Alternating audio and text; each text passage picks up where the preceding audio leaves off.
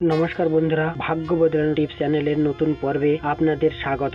জয় সীতারাম, জয় সংকট মোচন বীর হনুমান। আজকে জানবো কোন দিন কোন রঙের সুতো পরলে শুভ হয়। সাধারণ ধর্ম বিশ্বাস অনুযায়ী বিভিন্ন রঙের সুতোর এক একটি কাজে লেগে থাকে। যেমন ধরুন, লাল ধাগা যে কাজে লাগে, সাদা রঙের সুতো সেই কাজে লাগে না। শাস্ত্রে 5 ধরনের সুতোর উল্লেখ পাওয়া যায়, সেগুলি হলো লাল, কমলা, সাদা, কালো এবং হলুদ। শাস্ত্রের মতে সাদা রঙের সুতো কবজিতে পরলে খারাপ আশঙ্কা অনেকটাই কমে যায়, সেই সঙ্গে মনের জোর বাড়ে। হঠাৎ কোনো বিপদ আপদ হলে সহজে ভেঙে পড়তে দেয় না। ব্রাহ্মণের পয়তায় যা উপকার পাওয়া যায়, সাদা সুতোয় কবজিতে পরলে একই উপকার পাওয়া যায়। বেশিরভাগ কালী মন্দিরে লাল সুতো পরানো হয়। লাল রঙের সুতো পরলে খারাপ শক্তি আসে না, রোগ ব্যাধি দূরে পালায় এবং পরিবারের সুখ সমৃদ্ধি ছোঁয়া লাগে এবং অর্থনৈতিক উন্নতি হয়ে থাকে। শাস্ত্রের মতে শুক্লা চতুর্দশীর দিন বিগ্রহের পায়ে ছুঁয়ে হাতের কবজিতে লাল সুতো পরা যায়, অনেক উপকার পাওয়া যায়। পুরুষেরা ও অবিবাহিত মহিলার ডান হাতে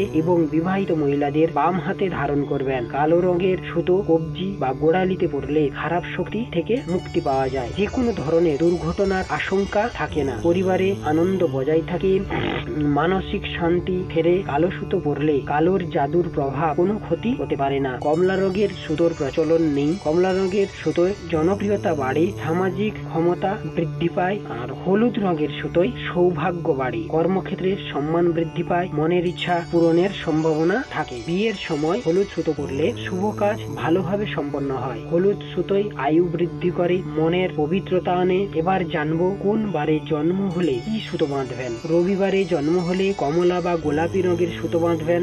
সোমবারে জন্ম হলে সাদা রঙের সুতো বাঁধবেন। মঙ্গলবারে জন্ম হলে লাল রং আপনাদের শুভ হবে। বুধবারে জন্ম হলে সবুজ রং আপনাদের পক্ষে শুভ। বৃহস্পতিবারে জন্ম হলে হলুদ রং খুবই শুভ। শুক্রবারে জন্ম হলে সাদা রং বা যে কোনো উজ্জ্বল রং শুভ। শনিবারে জন্ম হলে নীল রং বা কালো রং খুবই শুভ। বন্ধুরা, আরো কিছু জানার থাকলে কমেন্ট বক্সে কমেন্ট করবেন, আমি উত্তর দেওয়ার চেষ্টা করব। ভালো লাগলে লাইক করবেন, শেয়ার করবেন, সাবস্ক্রাইব করবেন। আজকের পর্ব এই পর্যন্ত। জয় সীতারাম, জয় সংকট মোচন বীর।